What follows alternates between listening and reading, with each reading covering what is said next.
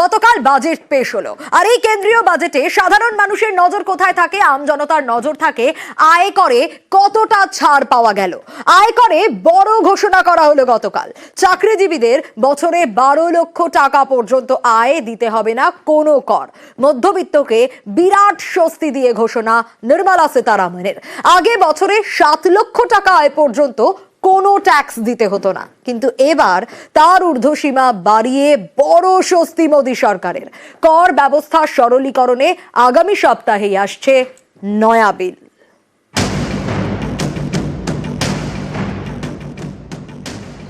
कि देश के हर गरीब एवं मध्यम वर्ग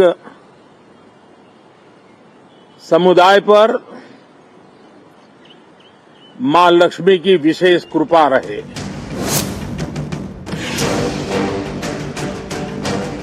I am now happy to announce that there will be no income tax payable up to income of 12 lakh rupees. কেন্দ্রীয় বাজেটে মধ্যবিত্তর জন্য বড় ঘোষণা অর্থমন্ত্রীর। আয়করে বিপুল ছাড়, মধ্যবিত্ত করদাতার বিরাট স্বস্তি। বার্ষিক করযোগ্য আয় 12 লক্ষ টাকা পর্যন্ত কোনো কর দিতে হবে না। আগে এই সীমা ছিল 7 লক্ষ। আয়ের ওপরে কর, মধ্যবিত্তের বড় চাপ আয়কর। সেই বোঝা অনেকটাই কমিয়ে দিলেন অর্থমন্ত্রী নির্মলা সীতারামন। প্রবীণ নাগরিকদেরও জমানো টাকায় সুদের ওপরে করের ঊর্ধ্বসীমাও বাড়িয়েছেন নির্মলা।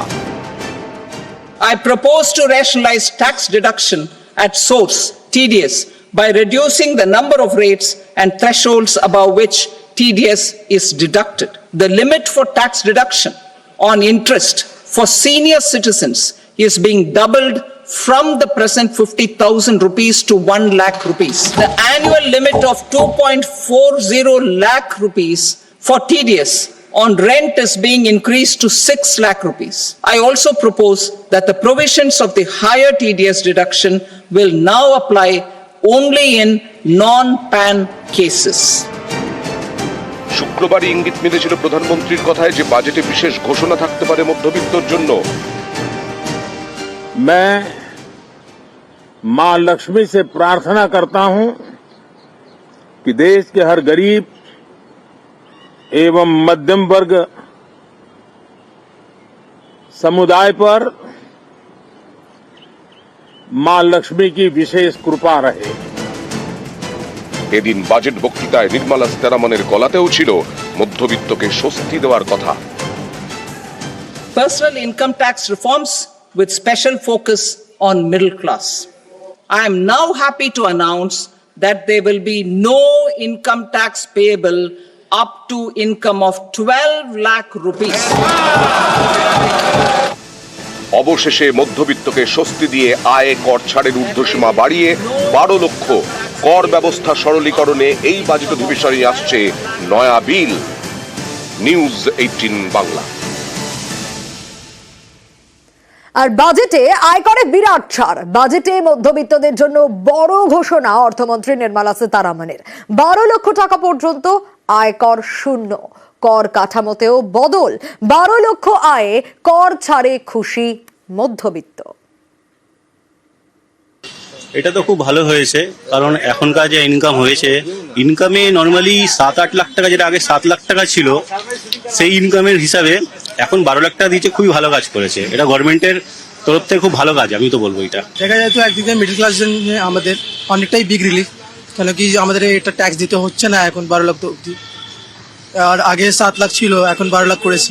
তো অফকোর্স নির্মলা ম্যাম আমাদের জন্য কিছু তো ভালো করছে।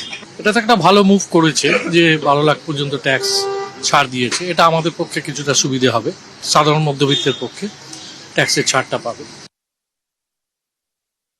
সুবিধা তো হতে পারে, এবার সেটা যদি যতক্ষণ না সেই জিনিসটা ক্রিয়েট হচ্ছে ততক্ষণ আমরাও বুঝতে পারছি না।